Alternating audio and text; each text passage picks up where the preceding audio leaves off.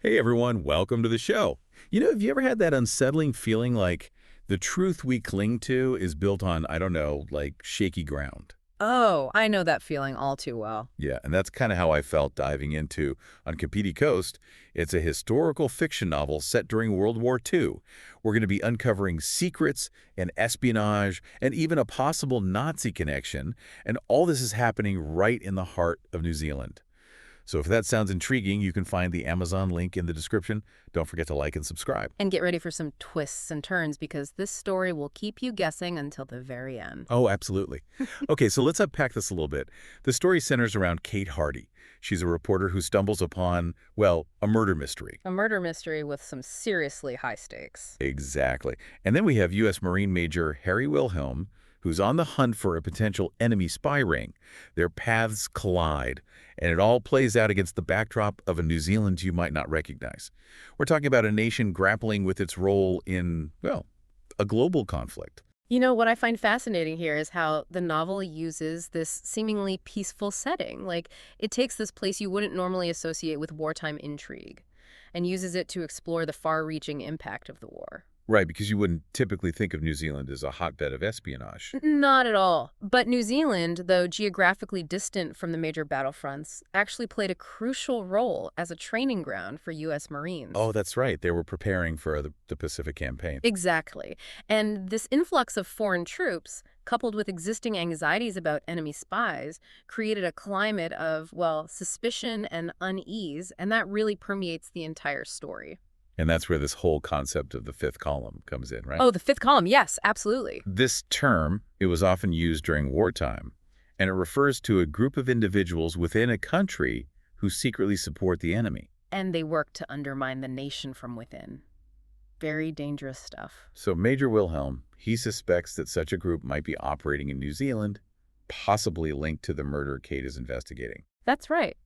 And the novel very cleverly uses this historical context to, heighten the suspense. It raises questions about who to trust and how easily seemingly ordinary people can be drawn into this, web of deceit. It's like a wolf in sheep's clothing scenario. Precisely.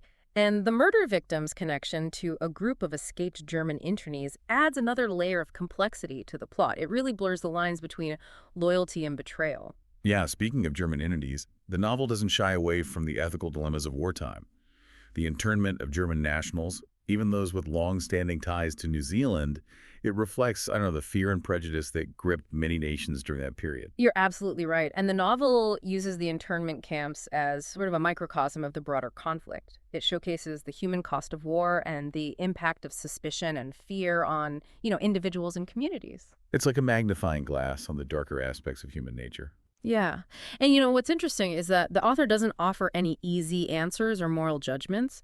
Instead, she presents a very nuanced portrayal of characters grappling with, well, difficult choices, highlighting the gray areas of morality in times of conflict. Right, because it's not always black and white. Not at all. So the story takes us to some pretty unexpected places, too, like a secretive eugenics society and a professor at Massey College who seemed to be involved in something shady. Shady is an understatement. What exactly was the Eugenics Society, and how does it fit into the overall narrative? Okay, so the Eugenics Society, it was a real historical organization. It existed in many countries during the early 20th century, and it advocated for, well, selective breeding. Selective breeding. Yes, to improve the human race, at least that's what they believed. And that led to some pretty disturbing consequences, didn't it? It certainly did. Their beliefs often led to discrimination and prejudice against certain groups, including those deemed, genetically inferior. In the novel, the Eugenics Society represents I'd say a darker side of wartime thinking. Right, because fear and nationalism can be used to justify some pretty terrible things. Absolutely. And the professor's involvement with this group suggests a potential link to the escaped internees and the suspected spy ring. It raises questions about their motives and the true extent of their agenda. It's almost like the author is suggesting that the enemy might not always be who we expect it to be. The real danger could be lurking right under our noses, hidden behind seemingly respectable facades. That's a really insightful observation, and the novel constantly challenges our perceptions of good and evil, reminding us that the lines can become blurred in times of war. Take Kate's investigation, for example. It leads her to uncover secrets within her own family, forcing her to confront the possibility that those closest to her might be involved in something sinister. So even those we trust the most could be harboring dark secrets. It's a chilling thought. It really is, and it makes you question everything you think you know about the people around you. It's fascinating how Kate's personal journey mirrors the larger themes of the novel. She starts as a relatively naive reporter, caught up in the excitement of a local murder mystery. But as she digs deeper, she uncovers this web of deceit and betrayal that forces her to question everything she thought she knew about her family, her community, and her country. Exactly.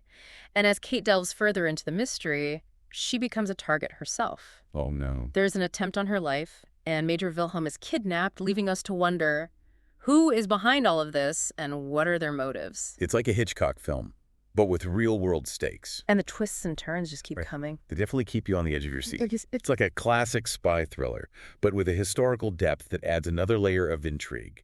It makes you think about the hidden battles fought during wartime, the battles for information, for loyalty, and for the very soul of a nation. You hit the nail on the head. The novel isn't just about solving a crime. It's about understanding the complexities of human behavior in extreme circumstances. It's about the choices people make when their loyalties are tested, and how the consequences of those choices ripple through generations. And those consequences, they really become apparent when Kate's investigation leads her to the Pahiachua internment camp. Oh, the internment camp. Yeah, it's there that she encounters Dr. Klein, a German scientist with, let's say, a mysterious past. Mysterious how? Well, for one, her own family's deep ties to the German and Scandinavian communities, they come to light. Ah, so it's personal. Very much so. And some of those interned German nationals we talked about earlier, well, they might be hiding in plain sight, and Kate may be the only one who can actually find them. So it's like a family reunion, but with a side of espionage. You could say that. This is where the novel starts to feel like, I don't know, like a puzzle box with layers of secrets and hidden connections. You said it.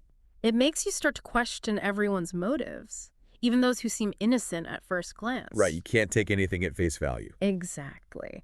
And the author does a brilliant job of creating this moral ambiguity, making us wonder, is Dr. Klein actually a harmless academic, or is there something more sinister beneath the surface? Because there's always more to the story, right? Oh, always. And his expertise in genetics, coupled with his connection to Hamlet Sorensen, Kate's uncle, raises some serious red flags. Wait, Hamlet Sorensen, as in the founder of the Eugenics Society. The one and only. Remember, we talked about that earlier, which adds a whole other layer of complexity to the plot. Hold on a second. You're telling me that Kate's uncle might be connected to this whole mess? Well, it certainly seems that way. The novel suggests that the Eugenics Society, while seemingly focused on scientific pursuits, might actually have a darker agenda. Oh, no. Potentially even linked to the escaped internees. That's a chilling thought, isn't it? That an organization promoting ideas of racial purity could be operating within New Zealand and possibly even collaborating with enemy agents. It's a stark reminder of the dangers of extremism, no matter how seemingly benign its origins. It definitely makes you rethink the idea of who the enemy really is, especially during wartime.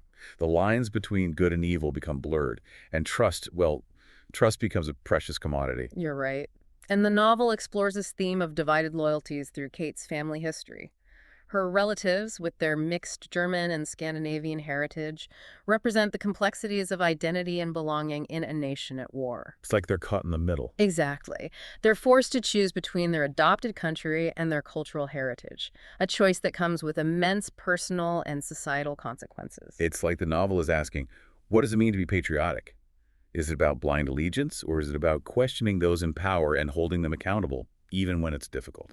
Right. Those are tough questions to grapple with, especially in times of war. Yeah. And those are the very questions that Kate grapples with as she uncovers the truth about her family's past and the extent of the conspiracy. So she's on a journey of self-discovery as well as a quest for the truth. Absolutely. And she realizes that loyalty isn't always straightforward, and that sometimes the greatest acts of patriotism involve challenging the status quo and fighting for what's right. Even if it means going against those you love. Exactly. And as Kate gets closer to the truth, the danger escalates. She becomes a target not only of the escaped internees, but also of those within the New Zealand government who want to keep the conspiracy under wraps. So it's not just the enemy she has to worry about, but her own government as well. That's right. And this adds a whole new layer of tension to the story. It's no longer just about finding the killer. It's about exposing a system of corruption that reaches the highest levels of power. It's like she's peeling back the layers of an onion, and each layer reveals something more rotten than the last. It's a powerful metaphor. And Kate's pursuit of justice, it becomes a fight against a system that's willing to sacrifice individuals for the sake of national security, even if it means silencing those who threaten to expose the truth. It's a classic David versus Goliath scenario, with Kate, the intrepid reporter, taking on this powerful and shadowy network of individuals. Right, and they're individuals who will stop at nothing to protect their secrets. It's a reminder that power can corrupt, and that even in democracies, those in authority can abuse their positions for personal gain or to maintain control. And the novel really highlights the importance of a free press and the role of journalists in holding those in power accountable. Speaking of holding people accountable, what about Kate's investigation? How does she manage to uncover all of these secrets? What challenges does she face? Well, firstly, she's dealing with a society gripped by fear and suspicion. Remember, this is wartime New Zealand, where anxieties about enemy spies are running high. So Kate's inquiries, especially those directed at the internment camp and the eugenics society, are met with, well, resistance and even hostility. So she's not just battling the bad guys. She's battling the prevailing social climate, a climate that's not very conducive to asking difficult questions or challenging authority. You're right. And to make matters worse, she's also dealing with betrayal within her own family. As we discussed, her uncle, Hamlet Sorensen, is deeply implicated in the conspiracy. And that betrayal cuts deep, doesn't it? Shaking her sense of identity and belonging. It does. It forces her to confront the possibility that those closest to her might be involved in something truly sinister. It's a classic case of the personal becoming political, isn't it? Yeah. Kate's quest for the truth becomes entangled with her family's history, her community's secrets, and her nation's role in this global conflict. You've got it. And this personal stake, it raises the stakes even higher. Kate's not just risking her career, she's risking her life and the lives of those she loves. The novel does a brilliant job of conveying the emotional toll of this investigation, as Kate navigates a world where trust is a luxury she can't afford. And let's not forget the historical context. This is the 1940s, a world without the instant communication and technology we take for granted today. How does that impact her investigation? That's a great point. The novel beautifully captures the constraints of wartime communication. Kate relies on telegrams, letters, and face-to-face encounters to gather information. So it's a much slower, more painstaking process. Exactly. She can't just Google a suspect or track someone's movements through their cell phone. It makes her success all the more impressive, wouldn't you say? She's operating in a world where information is tightly controlled, and yet she manages to uncover secrets that those in power are desperate to keep hidden. It really speaks to her resilience, her determination, and her unwavering belief in the power of truth. She's a true heroine in the classic sense, a woman who faces seemingly insurmountable odds, yet refuses to back down from what she believes in. It's inspiring, and it makes the story all the more compelling because we're rooting for Kate, not just to solve the mystery, but to overcome these personal and societal challenges she faces along the way. I agree. And her journey resonates with us because it speaks to that enduring human spirit, that capacity to face adversity, to fight for what's right, and to find hope even in the darkest of times. It's a reminder that even in the face of overwhelming odds, individual courage and determination can make a difference. Exactly. And sometimes that's all it takes to spark change. Speaking of change, Kate's investigation takes a dramatic turn when she uncovers a shocking truth. A group of German internees has escaped, and one of them might be the killer. This discovery adds another layer of complexity to the story. It blurs the lines between victim and perpetrator, forcing us to consider the motivations of those who choose to betray their adopted country. Right. Were these internees truly a threat to New Zealand, or were they simply victims of circumstance? It's a question that resonates even today, in times of fear and uncertainty. It does make you think. How do we balance national security with individual rights? How do we avoid falling prey to prejudice and discrimination? Those are important questions to consider. They are. And these are the very questions that Kate grapples with as she delves deeper into the mystery, challenging the assumptions and biases of her time. And that's what makes this novel so powerful. It's not just a historical thriller. It's a reflection on the enduring dilemmas of war and the complexities of human nature. It's about the choices we make when our values are tested, and the lasting impact of those choices on ourselves and those around us. And those choices have consequences. And speaking of consequences, Kate's investigation leads her to a remote farmhouse, And it's there she discovers that the man supposedly killed in that dramatic cliffside crash, Al Fisher, is very much alive. The revelation that Al Fisher is not only alive, but a key player in the Nazi spy ring is a major turning point in the story. It confirms Kate's suspicions that the conspiracy runs deeper than anyone imagined. And exposes the extent of the enemy's infiltration into New Zealand society. It's a chilling thought, isn't it? To realize that the enemy could be lurking right under our noses, disguised as ordinary citizens, blending seamlessly into our communities. It really makes you question who you can trust and how easily our perceptions can be manipulated. Speaking of manipulation, the revelation that Lena, the seemingly innocent receptionist from Massey College, is Al Fisher's accomplice is another shocking twist. It highlights how appearances can be deceiving. Even those we trust can harbor dangerous secrets. Lena's betrayal is a particularly poignant moment in the story. It reinforces this theme of deception and the blurred lines between loyalty and betrayal. It also raises questions about the motivations of those who choose to collaborate with the enemy. Is it driven by ideology, greed, or just a desperate desire for survival? It's a reminder that the choices we make, especially in times of war, can have far-reaching consequences, not just for ourselves, but for those around us. Absolutely. So what happens next? Well, at the farmhouse, Kate finds herself in a life-or-death struggle with Al Fisher, armed with nothing but her wits and the pistol she acquired from her eccentric Uncle Joey. This scene is a testament to Kate's courage and determination. She's not your typical damsel in distress. She's a woman of action, willing to risk everything to protect those she loves and expose the truth. Her actions, they demonstrate her quick thinking and her unwavering loyalty to those she cares about. She's not afraid to fight back, even when the odds are stacked against her. It really showcases the strength and resilience that lies at the heart of her character. And in a moment of pure badassery, she shoots Al Fisher. Not to kill him, but to disable him and protect Major Wilhelm. It's a powerful scene that underscores her resourcefulness and her commitment to justice. It's a pivotal moment in the story, marking a turning point for Kate. She's no longer simply reacting to events. She's taking control, asserting her agency, and fighting back against those who threaten her and those she loves. So with Al Fisher neutralized and Major Wilhelm safe, you'd think the danger's over. Well, unfortunately, not quite. The conspiracy runs much deeper than Kate initially imagined. The novel takes another unexpected turn when she and Major Wilhelm discover that Dr. Klein, the seemingly harmless German scientist, is deeply implicated in the spy ring. Remember his interest in genetics and his connection to Hamlet Sorensen? Yeah. Well, it turns out those weren't just academic pursuits. Hold on a second. Are you saying that Kate's uncle, the founder of the Eugenics Society, is involved with Nazi spies? The pieces of the puzzle start to fall into place. Dr. Klein, using his position within the internment camp, has been recruiting individuals for a sinister plot that threatens New Zealand's security. This is incredible. What exactly are they planning? What's the end game of this whole conspiracy? That's the question that drives the narrative forward. Kate and Major Wilhelm, with the help of the New Zealand authorities, race against time to uncover Dr. Klein's true intentions before it's too late. Sounds like we're heading towards a thrilling climax.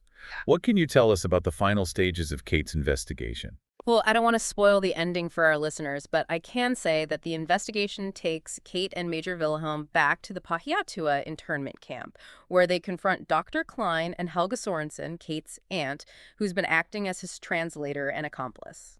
So even within her own family, Kate is facing betrayals and hidden agendas. It's like she can't trust anyone. That's the tragedy of war, isn't it? It forces us to question our loyalties and confront the possibility that even those closest to us can be driven by ideologies and motivations that we don't understand. And in a heartbreaking twist, we learn that Jens Sorensen, Kate's other uncle, has been tragically killed by Dr. Klein during a struggle at the Sorensen farm.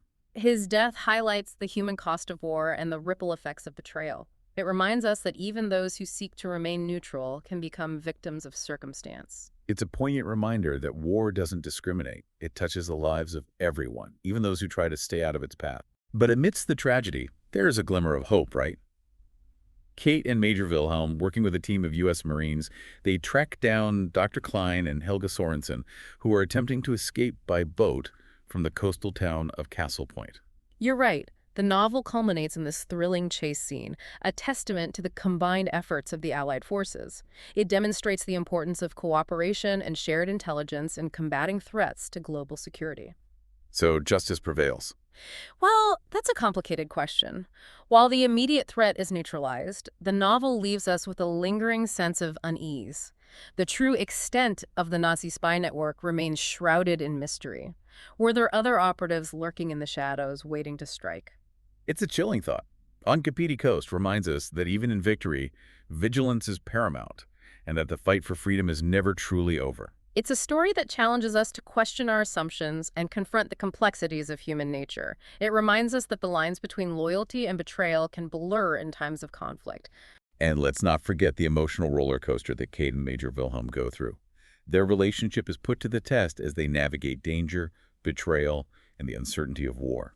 Their connection underscores the enduring power of love and the importance of human connection in the face of adversity. It reminds us that even amidst chaos, hope and resilience can flourish. Yeah, and it feels like that uncertainty just hangs heavy as Kate's father, the chairman of the Special War Cabinet, well, he intervenes. He sends Major Wilhelm on a secret mission to the north of New Zealand, and, well, this separates him from Kate.